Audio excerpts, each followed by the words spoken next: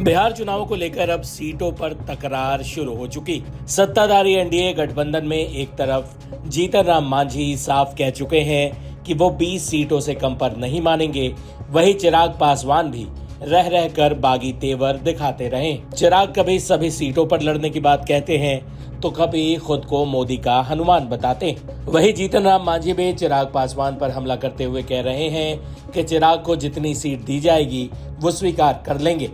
चिराग पासवान 2020 के चुनाव में अपना हाल देख चुके हैं, यानी उनका ये बयान सीधे सीधे चिराग पर है, जो गठबंधन में सीट शेयरिंग को लेकर असंतुष्ट है। सुनिए सीट शेयरिंग पर जीतन राम मांझी ने क्या कहा।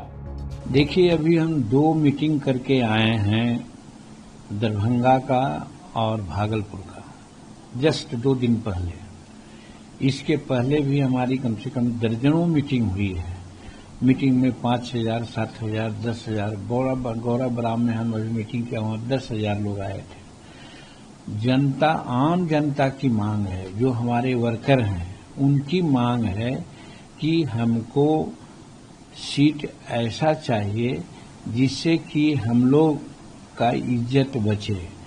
और भाजपा नेताओं का कथन है कि जहां कहीं भी विधानसभा वाइज जो लोग बैठक कर रहे हैं एनडीए का, वहां पर प्रायः हर जगहों में हमारे हिंदुस्तानी अवाम मोर्चा सेकुलर के वर्कर बढ़ चढ़ करके भाग ले रहे हैं, चाहे झंडा के साथ हो, टोपी के साथ हो, या गंजी भी बनाए हैं जिसमें हिंदुस्तानी अवाम मोर्चा सेकुलर का नाम है, चिन्ह है।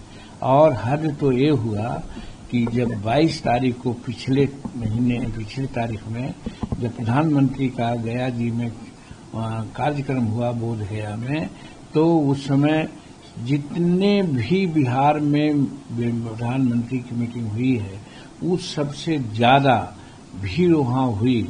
और वहां पर हमारे हिंदुस्तानी अवाम मोर्चा सेकुलर के लोग गंजी, टोपी और पट्टा से ऐसा साबित कर दिए कि लगता था कि आधा से ज्यादा भीड़ हमारे हिंदुस्तानी अवाम मोर्चा सेकुलर का है।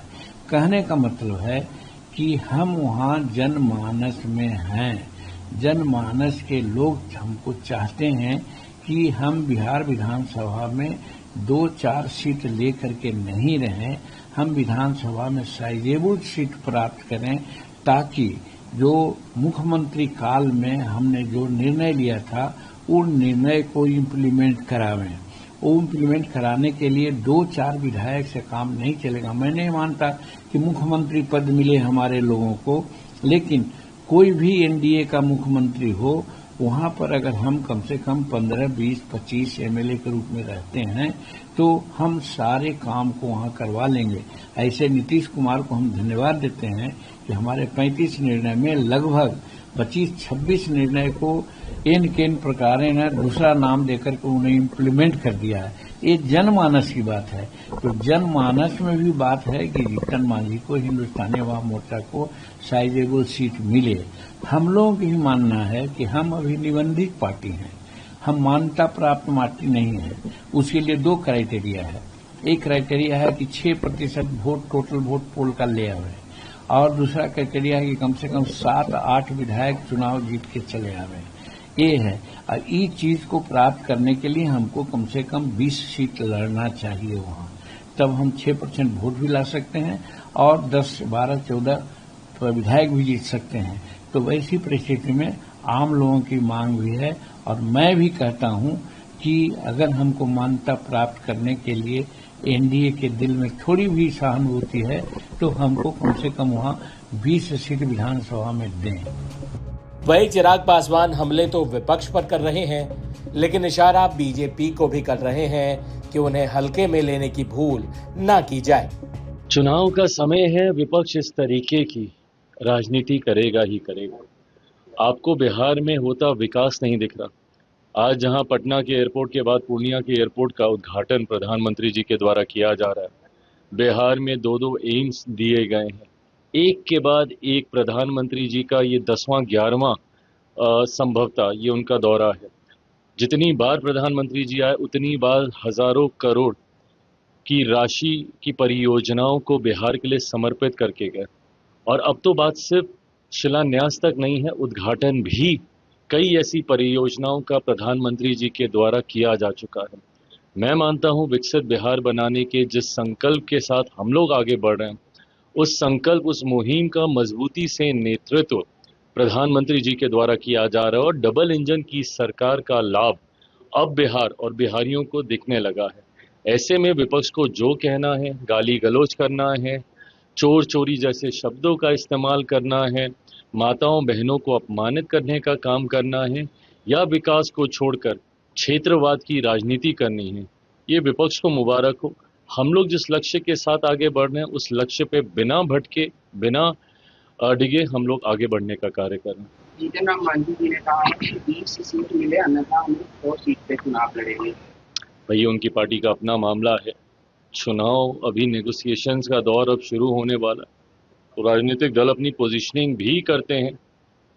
बट कल तक जो हमको नसीहत दे रहे थे, अगर आज वो ऐसी बातें करेंगे तो कहीं ना कहीं सवाल खड़े होते हैं। बट बहरहाल मुझे लगता है वो अपनी पार्टी के लिए जिस भी सोच के साथ आगे बढ़ रहे हैं उनको पता होगा कि क्या सही है। तेजस्वी यादव अकेले लड़ने की बात कर रहे हैं, क्या उनको कांग्रेस को मोह भंग हो गया क्या? कांग्रेस से मोह भंग होना स्वाभाविक है। जिस तरीके से कांग्रेस के नेता और नेता प्रतिपक्ष राहुल जी जब बिहार दौरे पर आए थे, एक लंबा समय उन्होंने यहाँ पे बिहार की जनता को भ्रमित करने के लिए एसआईआर वाले मुद्दे को लेकर उन्होंने यात्रा निकाली थी और उस यात्रा में बिहार के नेता प्रतिपक्ष ने अपना सर्वोच्च उनको समर्पित किया था। उनकी गाड़ी तक वो चला रहे थे, उनके पीछे पीछे हर मंच पर, हर जगह वो दिखने का काम कर रहे थे, पर उसके बावजूद उनके नेतृत्व को स्वीकारा नहीं गया, उनके नेतृत्व को कांग्रेस के द्वारा सम्मान नहीं दिया गया। तो ऐसे में कहीं ना कहीं इस बात की ठेस तो होगी ही होगी। बहरहाल ये गठबंधन के भीतर की बातें हैं, महागठबंधन किसके साथ लड़ेंगे नहीं लड़ेंगे, बट एक ऐसी पार्टी जिसका बिहार में कोई जनाधार नहीं बचा, कांग्रेस जैसी पार्टी, उसके पीछे अगर नेता प्रतिपक्ष बिहार के अगर ऐसे जाते हैं तो कहीं ना कहीं उनको, उनके कार्यकर्ताओं को इस बात की ठेस तो जरूर पहुंची होगी। संभवतः इस सोच के साथ उन्होंने ये बयान दिया होगा अकेले चुनाव लड़ने का। कुल मिलाकर बिहार में सीट बंटवारे पर सिर्फ उटव्वल का दौर शुरू हो चुका है। अभी ये खींचातानी और बढ़ती हुई दिख सकती।